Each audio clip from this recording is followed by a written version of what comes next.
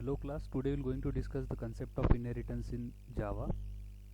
We already had a detailed discussion on inheritance in C++.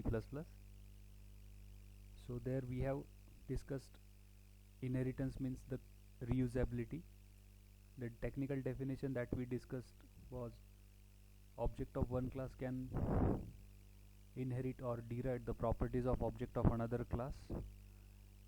We discussed two different flavors of classes involved in inheritance in C++, namely base class and derived class. And depending upon their usage, I mean number of base classes and number of derived classes, we had a different flavors of inheritance that we discussed. In Java,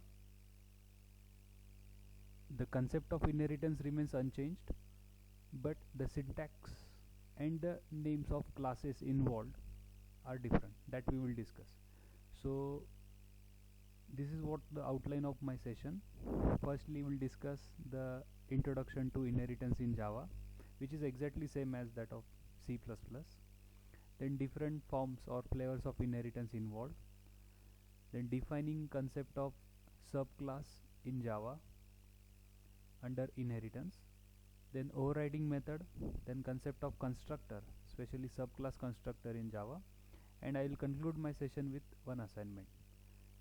So in the beginning, introduction in inheritance in Java, the concept or the process remains as it is, as I said. So it is nothing but what? Reusability. Reusability in the sense or with respect to memory. So I don't want to waste the memory unnecessarily. So we can utilize the existing occupied space more effectively, more efficiently with the concept of inheritance in C++ as well as in Java. So this inheritance allows us to use the system memory more effectively. Then before we start with different classes involved in inheritance, let me give you a quick information about the forms or the flavors of inheritance involved in Java. So we have total 3 types of inheritance in Java. First is single inheritance, then next one is multi-level inheritance, and then finally the third one is hierarchical inheritance. So we'll discuss one by one in detail with respect to graphical representation first and then programming part. So firstly, I'm having single inheritance with me. So here assume that class A and class B are two different classes. So if it is C++ inheritance, C++ single inheritance, we can call class A as base class and class B as derived class. So if you notice, the arrow is going from A to B. That means defining class A is mandatory in the beginning, and after that you can start defining class B. You can't left class A definition without, and you can't start directly with class B. I mean, you can't ignore or avoid defining class A. You must require to define class A first, and then whatever attributes or behaviors you required of class A in class B, you can inherit them, you can extend them with the concept of inheritance. So in this case, I am having one base class and one derived class, hence I will call it as a single inheritance. So we have these flavors based on how many base classes you are utilizing.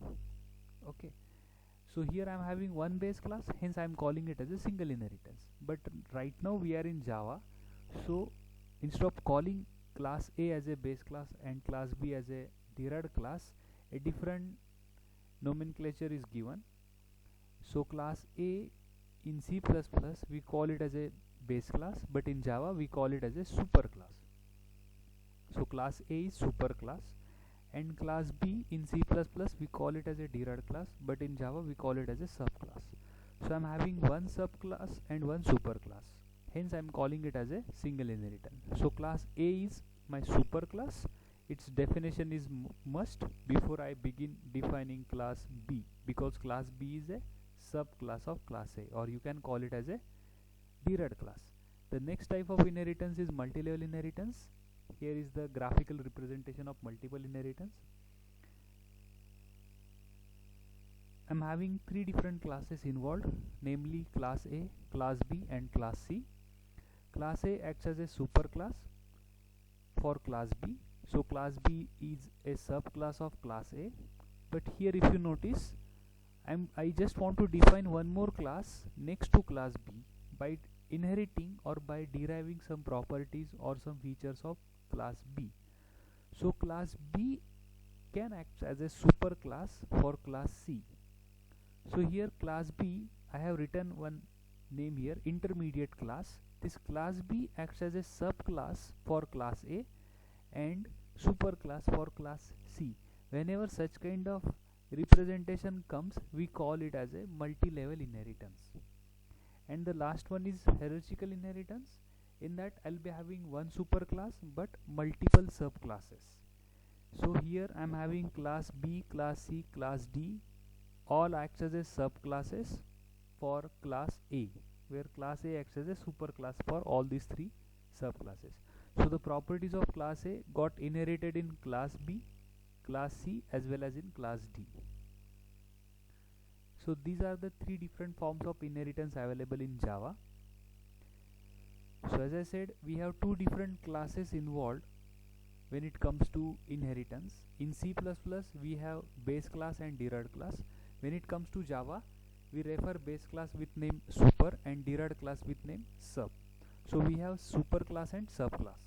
So syntactically, when you want to define a superclass, the syntax of superclass definition remains unchanged. I mean, it is like a general class.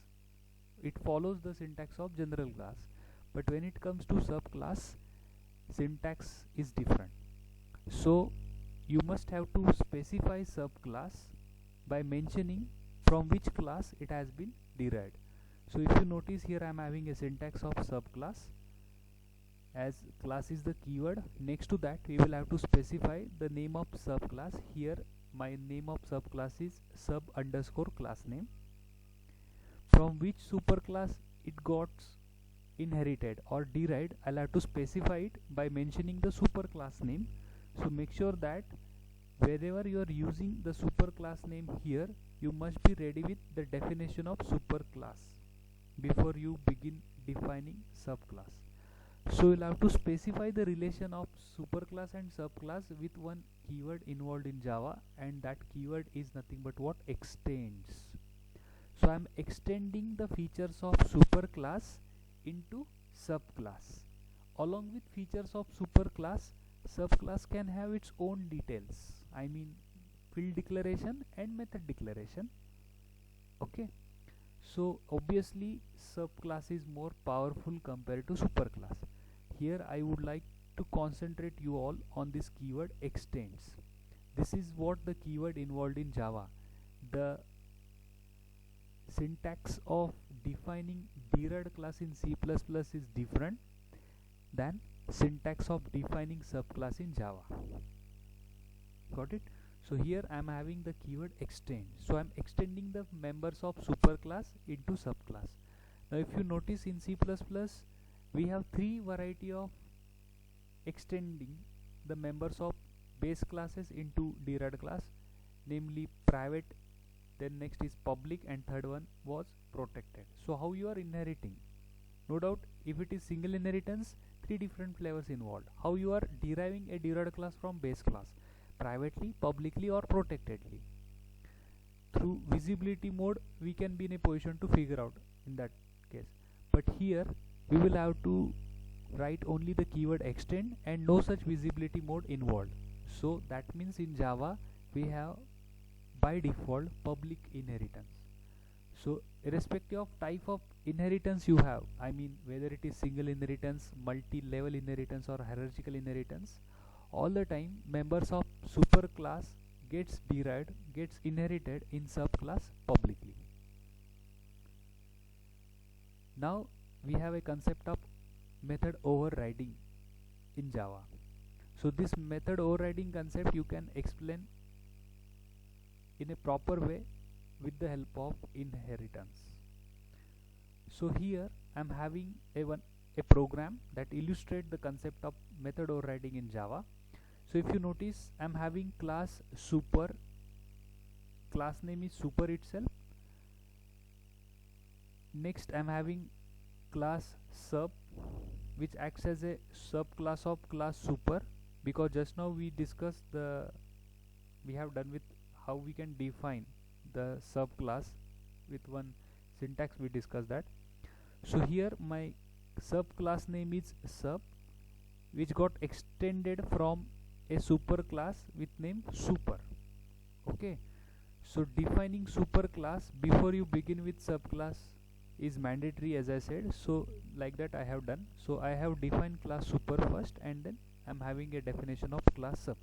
What is involved in class super? I mean, what are the different data members and methods available in class super and hence in class sub, that we will discuss. But I just want you to concentrate on how many classes I'm having in my program in the beginning. So I'm having class super got extended in class sub, and one more class I'm having with me. The name of that class is class override test. Okay, so here the purpose of class override test is just to hold a main method. So as you know, in Java, when you write a source code, you must need to save it. While saving the source code, you'll have to specify the name of class in which main is defined.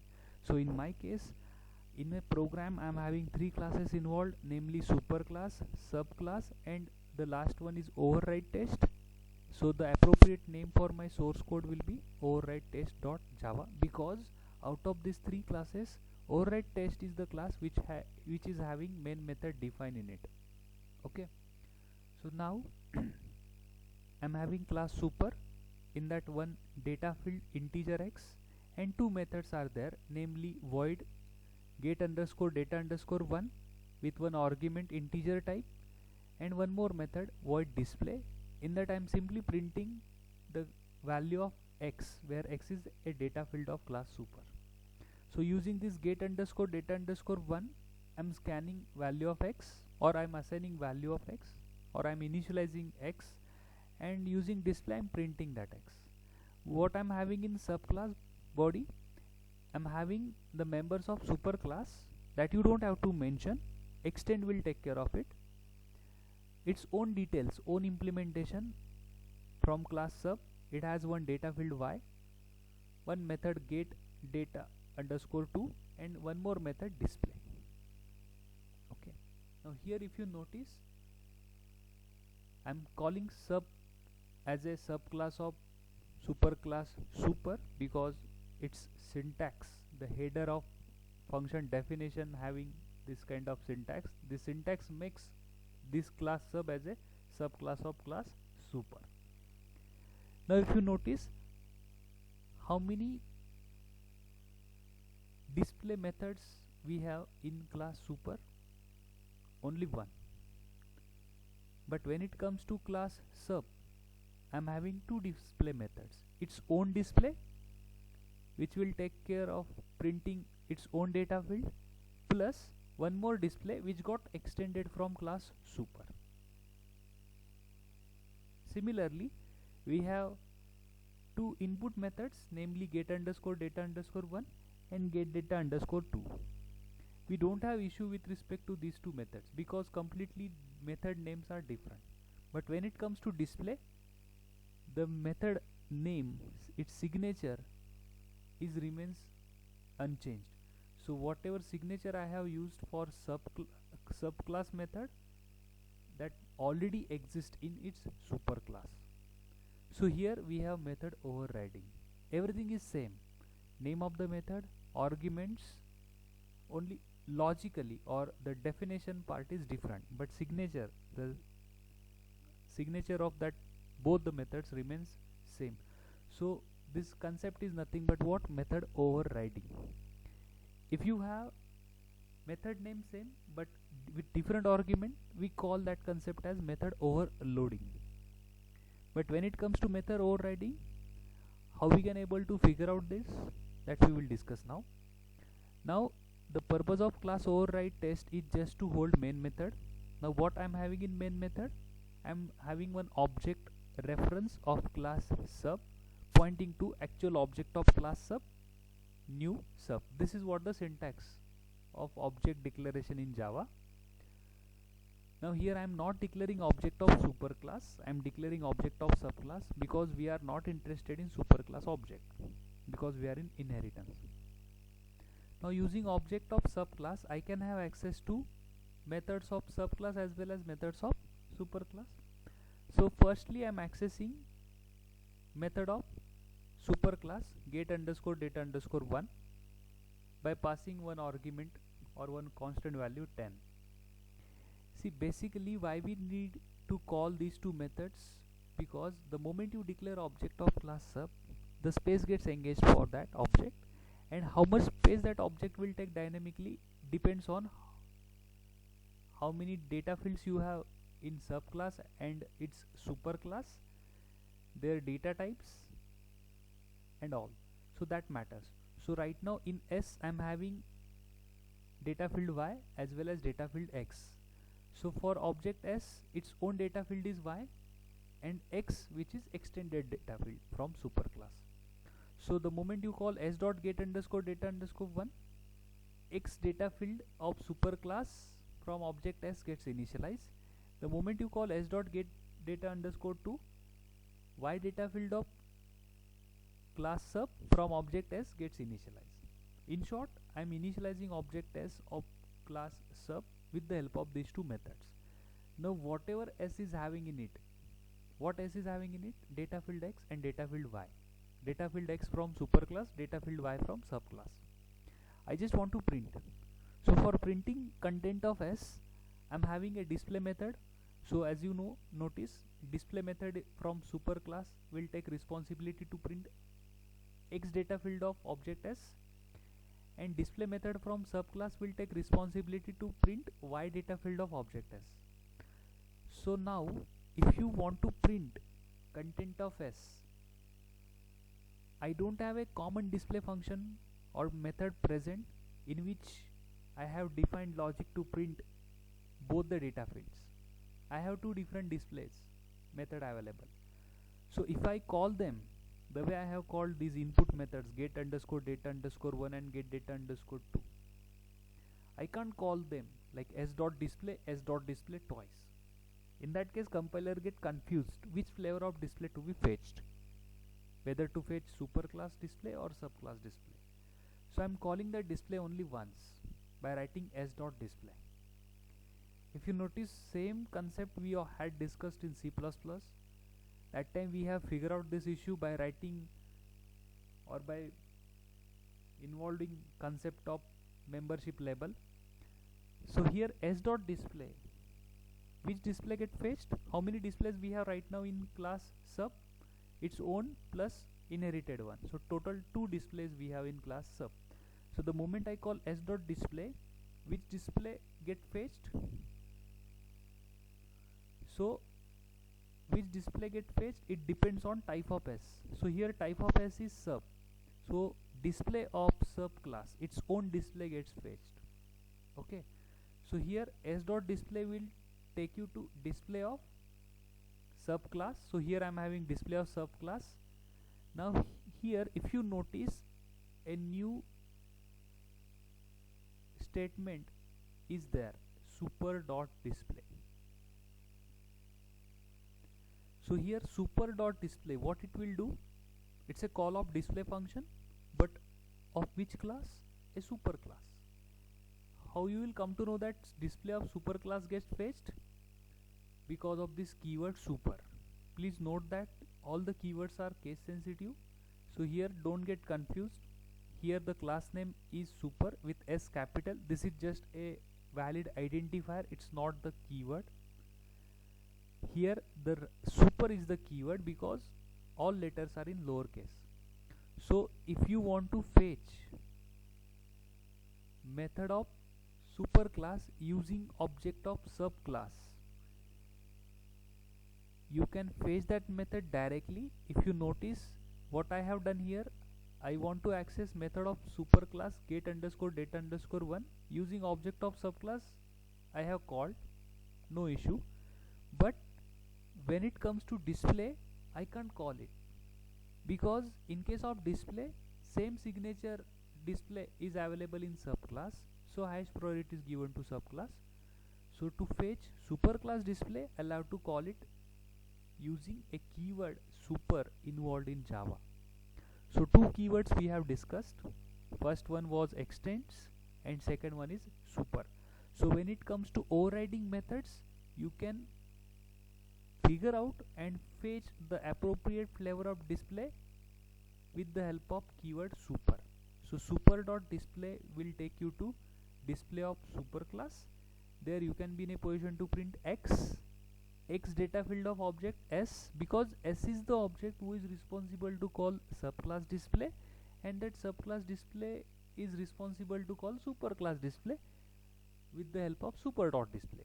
Directly you can't write display, you must have to mention the keyword super before it, and the dot operator is involved which will link that keyword super with a called display.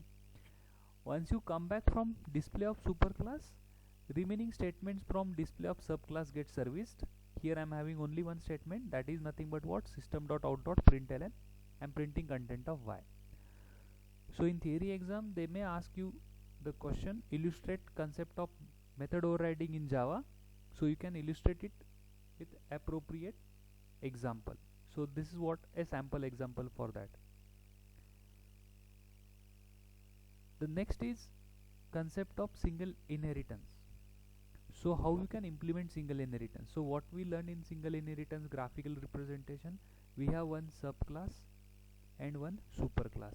So defining superclass before you begin with subclass is mandatory, and while defining subclass you'll have to specify from which superclass it has been derived with the help of keyword extends. So in my program I'm having a class room which acts as a superclass. Why? Because if you notice, one more class is there, class bedroom, with keyword extend and class name room mentioned. So this particular line represents a relation between subclass and superclass, and hence you will come to know that type of inheritance. So here type of inheritance is single, because room is my superclass, only one superclass, and from which I am extending one subclass. So it's like one-to-one relation, hence the type of inheritance is single inheritance. So class room, class bedroom, and finally a class inheritance test.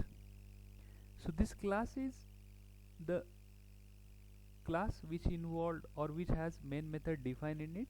Simply to hold main method and rest of the logic I am defining class inherit test. So actual implementation of inheritance, single inheritance, will be made or takes place with the help of classroom and class bedroom. So here classroom is having two data fields, namely length and breadth. If no modifier, access specifier or visibility mode is mentioned, by default in Java the data fields and methods are default. So here I am having int length and breadth. Second, I am having one method. If you notice, the method name is same as that of class name, that is nothing but what, constructor is involved here. Okay, in last slide we discussed overriding. Now here we will discuss the concept of constructor along with the single inheritance implementation. So instead of room, instead of this constructor you can have a method, let's say get the details or read method, something like that. But as we know, constructor will also do the same thing. It will take responsibility to initialize data fields of class in which it has been defined. So this class room is having one constructor with room having two different arguments, namely x and y, are of same type. So parameters are passed, hence we call it as a parameterized constructor. So parameterized constructor is also available in Java. So I have utilized the same. One more method I am having with me, this is ordinary method which will print area of that room. And how you can print it? By performing multiplication operation. I am returning actually, that's why the return type of that area method is int.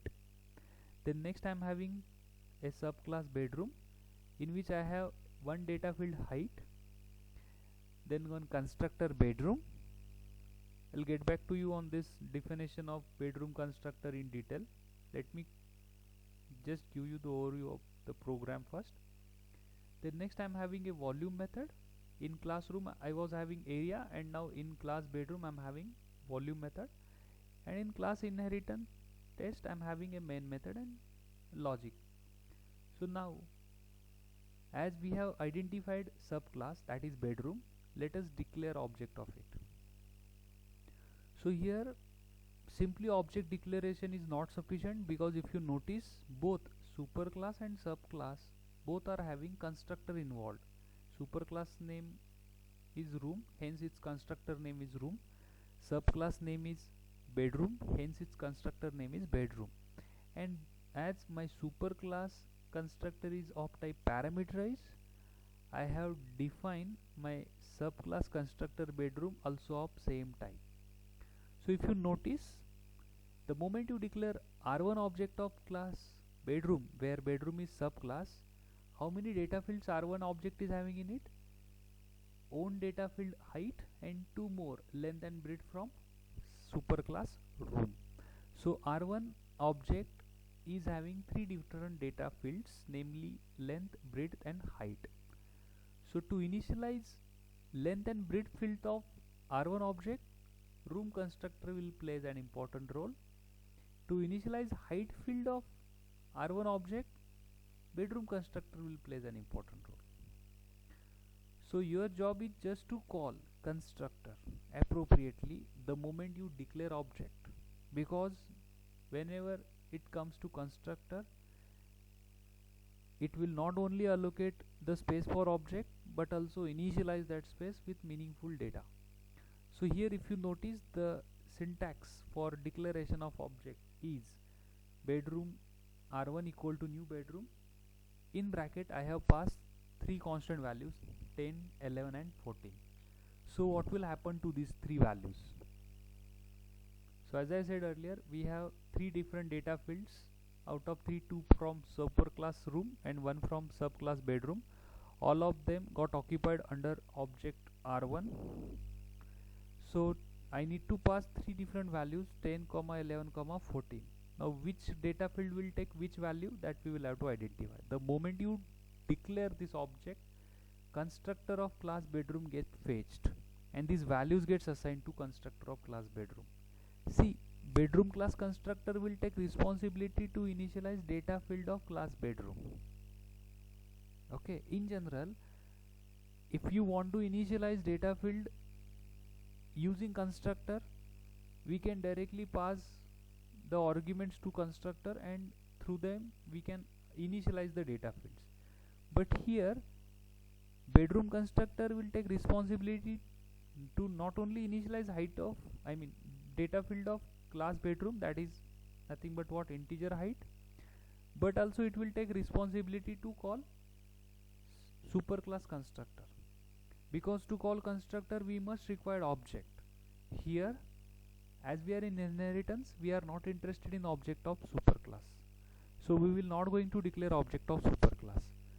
So subclass object will take responsibility to call subclass constructor, and subclass constructor will take responsibility to call superclass constructor. Now while calling superclass constructor, we must need to provide the details that the superclass constructor is required, and those details we are sending to subclass only. So we are not only sending details of data fields or the values that we supposed to assign to subclass data fields, but also for superclass data fields. So here I am sending 3 values. So bedroom class constructor will take those 3 arguments, namely with the variable x, y and z. So here x turns out to be 10, y turns out to be 11 and z turns out to be 14. Now this order is important. So you must have to specify the superclass data fields first and then subclass data fields. Okay, so here once you specify the proper order, don't directly initialize height data field of class bedroom using constructor bedroom. You must have to provide values to data fields of superclass first. So how you can provide them those values? Constructor is there. Now you need to call that constructor. In previous slide, how we call the method which has overridden, by using super dot method name. In this case we will not going to call constructor by its name, but we will call it by keyword super. Simply you'll have to call a base class constructor inside a derived class constructor with the keyword super, and in bracket just pass the arguments in proper order. So this order is important. The number of data fields involved in super class you must have to identify. So two data fields we have, their type and their order. So here both are integers, so no issue, but if the data types are different, then this order matters. So please observe, while defining a bedroom class constructor or while defining a subclass constructor, you must have to specify the order of superclass data fields first and then subclass data fields. Once you're done with this particular statement is nothing but what call for superclass constructor. In superclass what will happen, length and breadth gets initialized, and then down the line height of class bedroom will get initialized with value z. So in short, all three data fields, length, breadth and height of object R1 gets initialized. Now once R1 initialized, we can calculate area of R1 as well as volume of R1. So to calculate area, I am having a method area present in superclass. Using subclass I can fetch it. I am calling that method using R1.area.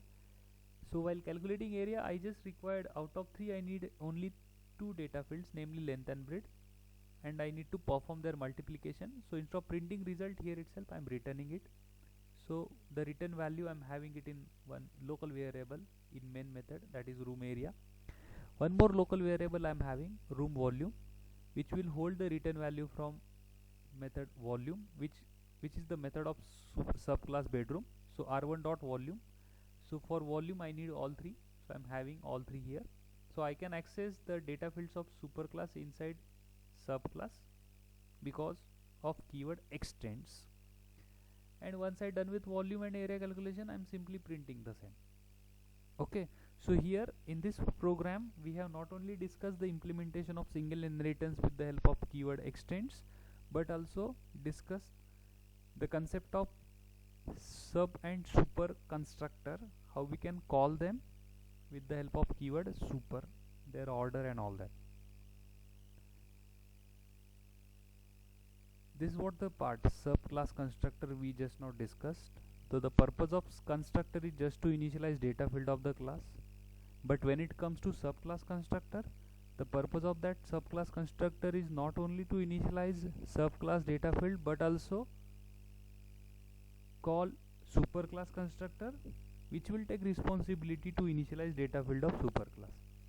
So keyword super plays an important role. So two different usage of super keyword we have discussed, and if you notice, both the time the keyword super or the usage of super appears as a first line in that definition. So super only be used within subclass constructor, the points related to super keyword. The call to superclass constructor must appear as a first line or first statement within the subclass constructor body. The parameters in super call must matches the order and type of instance variable declared in subclass. This we have discussed. So sometimes in oral exam they may ask like the usage of super keyword, or in theory exam for a short note they can have a question on super keyword in Java. The next type of inheritance is hierarchical inheritance. Hierarchical inheritance means we have multiple subclasses and one superclass. Okay, so with the help of one assignment we will discuss this. This is what one practical assignment that we have. I will read the problem statement for you. So write a program in Java to create a player class, inherit the cricket player, football player and hockey player from player class. The objective of this assignment is to learn the concept of inheritance in Java. So graphical representation of this problem statement will look something like this. I need a class player, and once I done with class player, I will define rest of the subclasses by inheriting or by extending some features of class players. So those three subclasses are cricket player, football player and hockey player. In my program I have considered only two, cricket and football player.